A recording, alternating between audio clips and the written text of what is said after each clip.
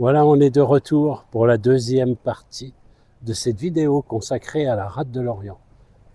Merci d'être resté, merci d'avoir cliqué. Si la première partie vous a plu, eh bien vous n'allez pas être déçus parce que la seconde, il va encore se passer beaucoup de choses. Allez, c'est parti tout de suite parce que vous le savez, il faut que ça marche.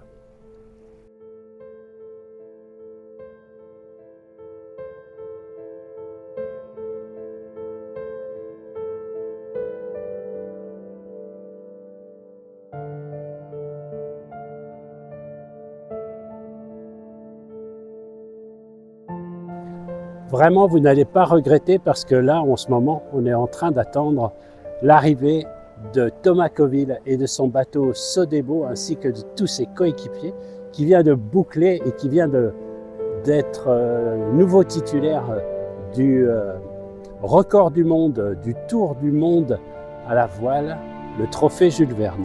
On l'attend, il ne devrait pas tarder d'arriver. On est aujourd'hui même au port de Kernevel. Il est attendu pour 16h30. On l'attend ici à l'Armor-Plage.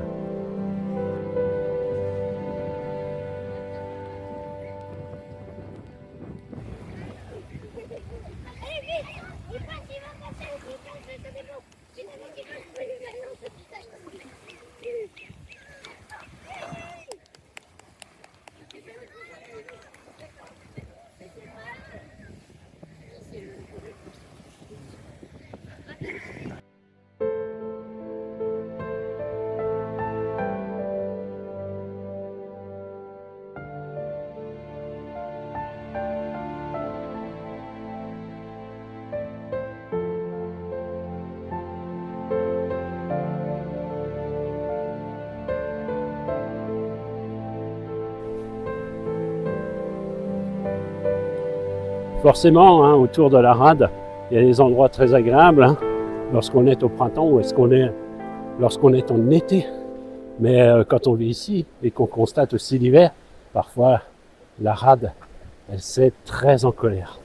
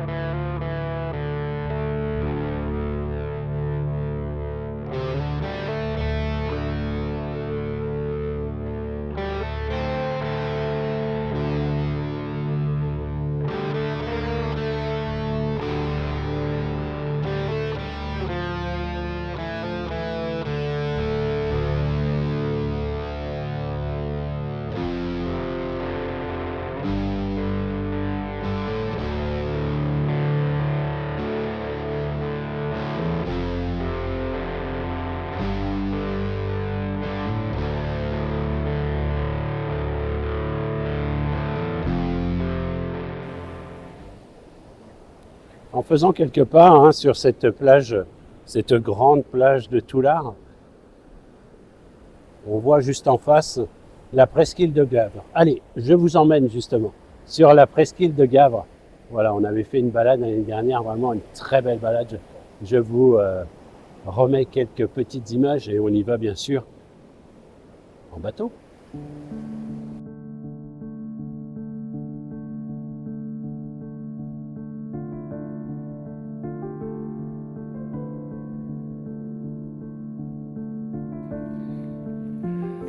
Alors pour nous rendre sur la presqu'île de Gavre, on va emprunter un petit bateau qui s'appelle le Trait d'Union.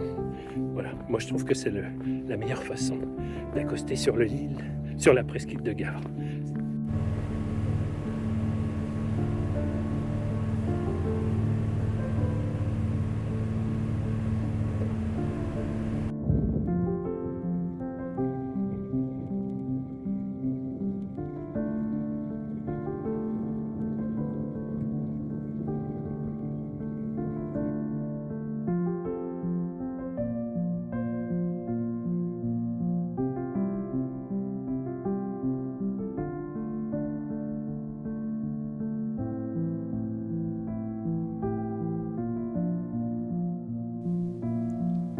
La presqu'île de Gavre apparaît comme un bout du monde façonné par les vents et les marées.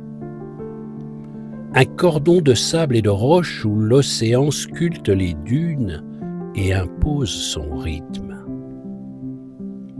À marée basse, la petite mer de Gavre révèle ses vasières.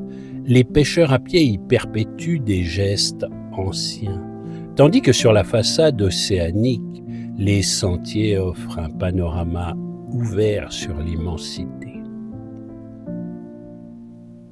Hors saison, Gavre retrouve son calme insulaire.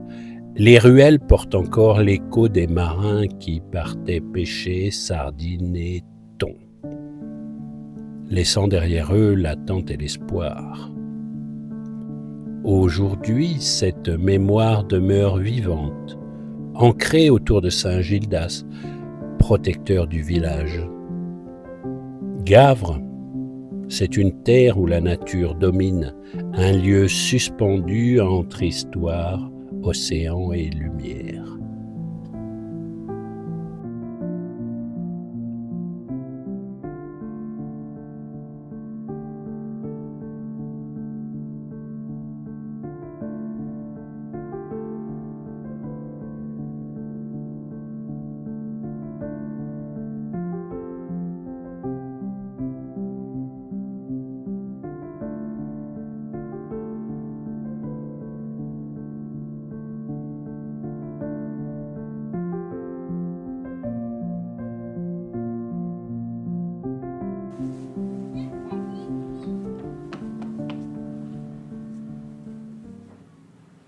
Comme je vous le disais tout à l'heure, pour faire le tour de la rade, vous avez forcément la possibilité de le faire entièrement à pied. Il faut savoir qu'en véhicule, par exemple, en voiture, lorsqu'on part de l'Armor-Plage pour aller jusqu'à Riantec, au pays d'Écus Salé, en voiture, il faut faire 25 km. À pied, donc si vous le faites à pied, vous pouvez emprunter des ponts, et notamment celui de l'Annestère, qui vous permettra de traverser le Scorff, et puis aussi un deuxième pont, le pont du Bonhomme, sur le Blavet, qui doit faire toujours partie de l'Annestère. Donc comme je vous le disais, pour nous, nous allons prendre le bateau-bus. Voilà, ça permet de réduire relativement ce kilométrage de marche pour faire le tour de la rade. Et en plus, j'aime beaucoup prendre le bateau-bus parce que ça permet d'agrémenter les randos d'une façon tout à fait originale et ça permet en quelques minutes de changer vraiment de paysage.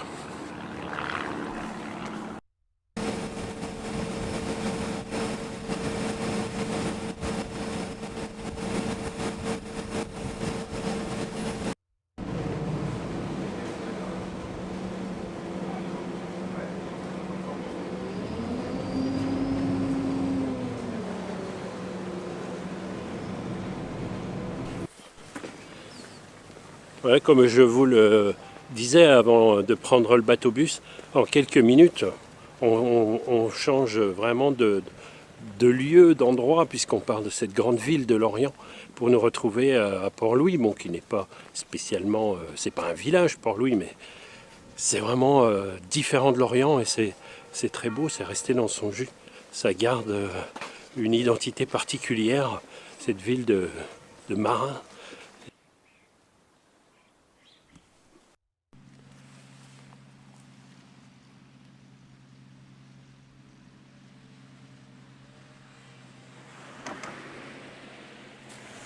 Voilà, il était vraiment important de rappeler pourquoi on appelle les gens d'ici les culs salés, parce que tout simplement, il n'y a rien de péjoratif, hein.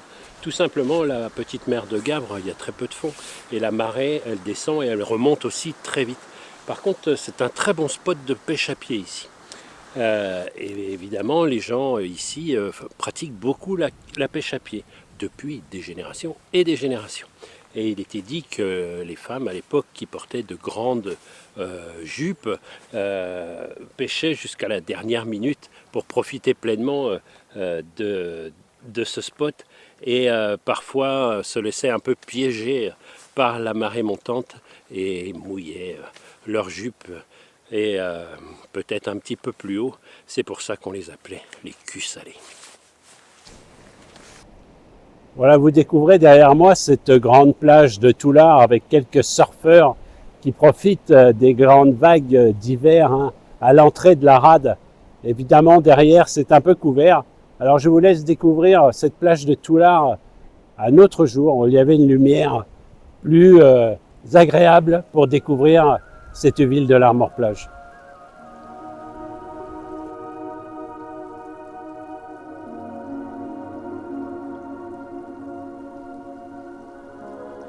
À l'Armor-Plage, la plage de Toulard s'étire comme une parenthèse de lumière. Ici, la mer avance et recule avec une lenteur presque méditative, laissant sur le sable les traces d'un monde en mouvement. Au fil des heures, la plage change de visage. Le matin, elle appartient aux marcheurs, aux silhouettes qui longent l'eau en silence. Plus tard, les rires se mêlent au vent et les voiles au large dessinent des lignes blanches sur l'horizon. Toulard, c'est un lieu simple, mais jamais banal. Un espace où la lumière joue avec les maisons, où les pins veillent comme de vieux compagnons, où chaque vague raconte une histoire familière. Ici, on vient pour regarder, pour respirer, pour sentir le temps s'étirer un peu. Et dans cette douceur, la rade n'est jamais loin. Elle murmure, elle relie et elle accompagne. Toulard, c'est un morceau de Bretagne posé entre ciel et mer, un lieu où l'on revient toujours, sans vraiment savoir pourquoi. Peut-être simplement parce que l'on s'y sent bien.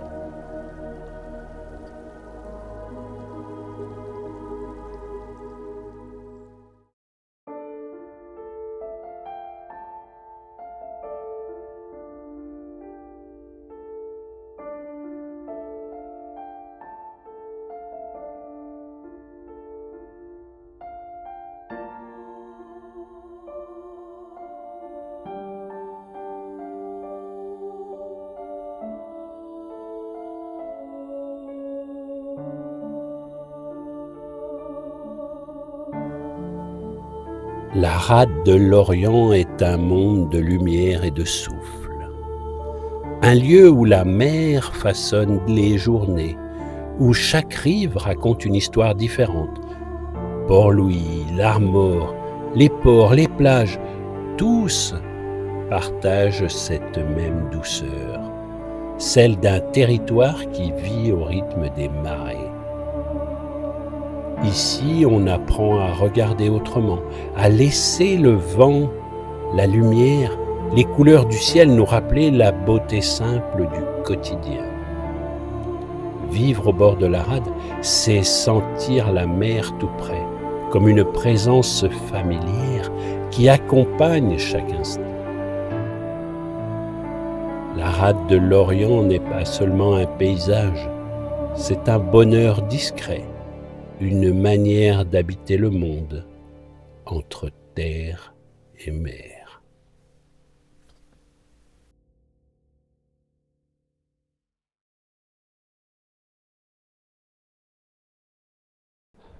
Eh bien voilà, c'est ici que se termine notre déambulation autour de la rade de l'Orient. J'espère que vous avez pris plaisir à voir, à découvrir ou à revoir et redécouvrir des endroits où vous pouvez faire des randonnées autour de cette rade de l'Orient. N'hésitez pas à aller voir les vidéos que je vous mets en lien, voilà, si vous voulez les revoir. En attendant, moi je vous invite à bien vous porter. Alors portez-vous bien. Et pour que vous vous portez bien, il faut que ça marche.